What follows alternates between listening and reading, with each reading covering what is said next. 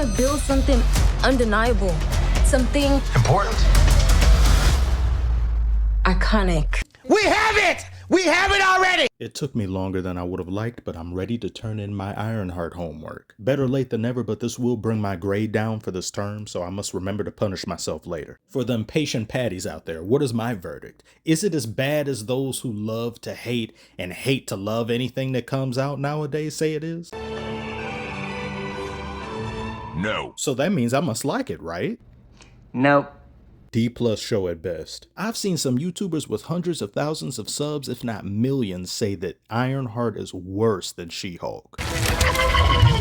Yeah, come at me, bro. Eat it up, go play okay, 3, 2, 1. You know I'm the hottest, you ain't never got it. The people are retarded. That show was a nutritious F. There were a few things this show did that I liked, and there were some others that had me a little excited for a future I cared very little about, and kind of still do if I'm being honest. And a lot of what makes this show bad is Riri herself. Ironheart is a fitting title because that's what her heart is made of. In some ways, she's worse than her comic book counterpart who is disliked by many. Requesting prejudice from your teacher is bonkers. You're a pretty good teacher, but you'll only be a great teacher if you tell me I won't amount to shit. I've been in your classroom 5 whole minutes and I haven't heard you call me the N-word once. What kind of classroom are you running here? So with how garbage Riri is in the comics, sky's the limit. It can only get better, right? Surely any interpretation or adaptation they make of her on a big screen or on a show would be better. In Black Panther 2, it appeared as though things were going that route. But for the show, they hit the ground hard. For starters, her motivation in joining these benchwarmers is not good enough. They should have placed Riri in a situation that was dire enough for her to have to join this group to make ends meet. Well, you see Riri's family and her friends, they aren't in impending doom. They're living pretty normal lives. Riri's money problems stem from the creation of her suit and the resources required to maintain it. I don't have $1 billion, and I can't compete without resources. Tony Stark was able to— Obi, I get it, I got it. I've seen that clip far too many times used in the criticism of the show. Speaking of Obadiah, this is his son, Ezekiel Stane, but his character in verse changed his name to Joe McGillicuddy because he didn't want to be tied to his father, but this was a missed opportunity by the show in my opinion, since the general public isn't aware of what happened with Stane as it was covered up. But he knows, so he internalizes what happened and thinking that he's a bad person, whereas the show should have just had it to where everybody's aware that Stane went psycho. So when Ezekiel does get apprehended by cops, which is Riri's fault, which is a lot of things that are Riri's fault in the show, he then feels the full weight of his father's bad reputation, sins of the father, confirming misplaced reservations people had about him, thereby making him fall even further into a lesser capacity or in some sort of villain role. Well, if everyone expects me to be a heel, that's exactly what I'll do. I spent my whole life trying not to become Obadiah Stane. But we don't feel that. The payoff isn't there. And in order to keep him on as a villain, even though it's kind of against his character's nature, they have him get controlled by the Hood as a way of them having their cake and eating it too. There was a better version of the show that included 2 villains.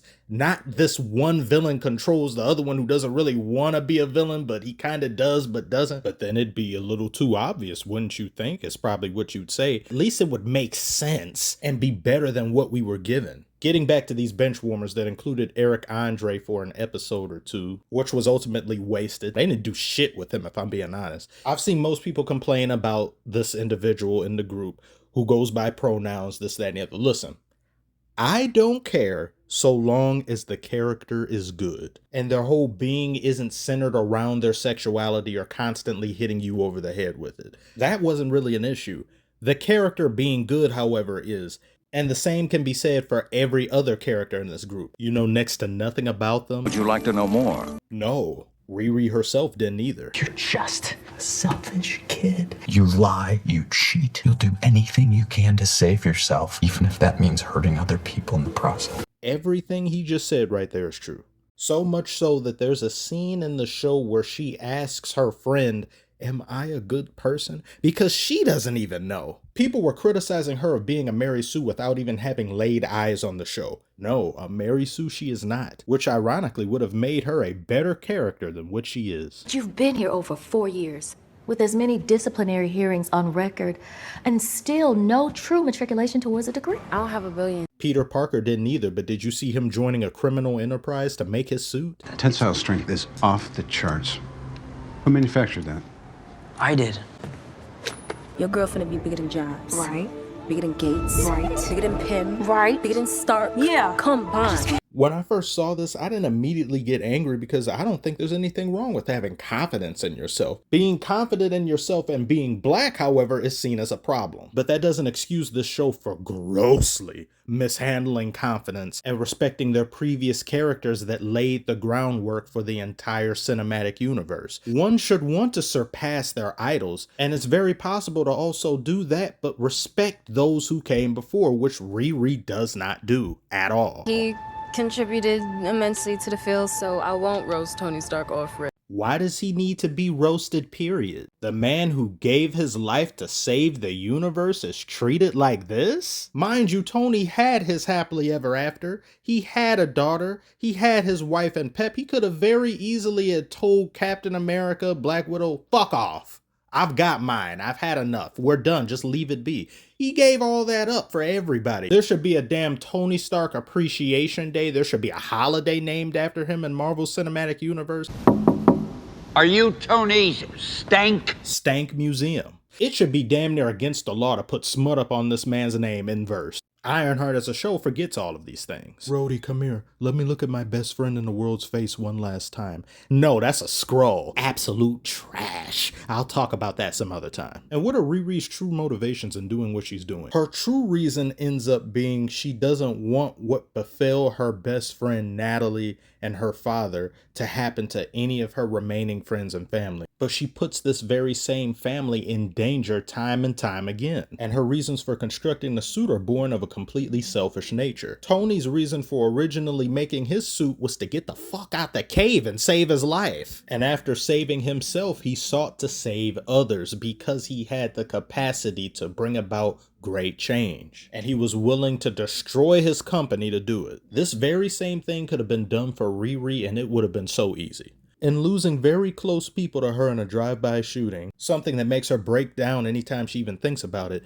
it could have been used as motivation to not only build the suit, but also apply her genius to saving as many lives as she possibly can. She created a technology where a shield comes out of a watch and it stops bullets. That could be mass-produced and save countless lives from gun violence. She could say, I don't want anyone to suffer the same fate as me. That should have been her primary motivation. That should have been used in the trailer instead of I want to make something iconic. Her reasons for doing what she's doing would have been even greater than what Peter had told Tony when he first met him. And Peter's reasoning alone is what made people fall in love with him, not just because he's Spider-Man. They were able to do in a few minutes what it took Ironheart 6 hours and still failed to do. In a movie he was shoehorned in at the last minute. Why are you doing this?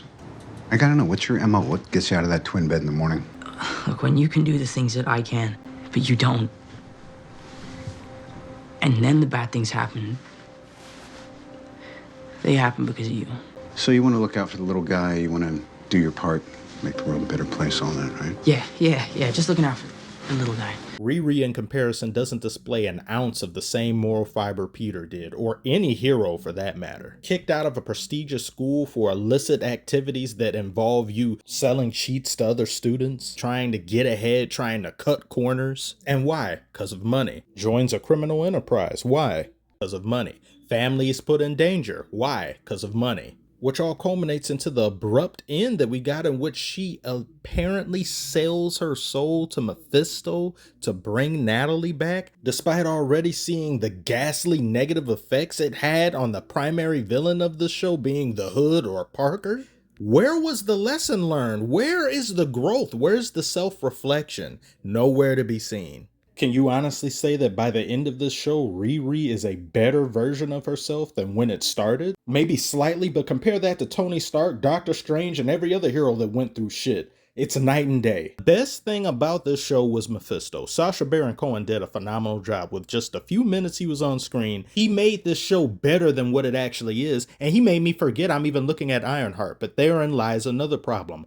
Why do you choose Ironheart to introduce him? Marvel has had this problem as of late in introducing big names in lesser character shows and movies. You did it with Kang and Loki, and I liked Loki, especially season 2, but a multiversal threat in Kang should have properly been introduced in a Doctor Strange movie. But because there was so little multiverse in Multiverse of Madness, I call it Multiverse of Sadness, which therein brings us to the true problem. Ironheart is only a symptom of the greater disease. You make too much shit. Quantity with very little quality. Your attention and the best of your efforts are skewed because you've divvied it up too many times with some things that quite frankly don't deserve to be made and don't need their own movie or their own show. Just package them in with other characters or do a team up. You expect far too much of your audience to keep up with all of this mid just so they can know what's going on and the only thing that matters, which is the Avengers team up. Nothing happens in these individual outings. The fact that there's an Avengers movie coming out next year, it just boggles my mind. It doesn't feel like it should. The momentum isn't there. There's no overarching narrative. When you compare this to Infinity War and the lead up to that,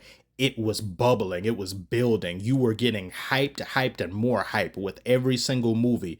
Now it feels forced to me. And as for Ironheart, it's a very lukewarm experience, a little overhated, but certainly not for unsubstantiated reasons. I don't know what'll become of Riri's character. I don't know if she'll be mentioned again, what part she'll play in any other movies. It doesn't really matter to me if they want to pretend she doesn't exist like they do with the Eternals, but we'll just have to see.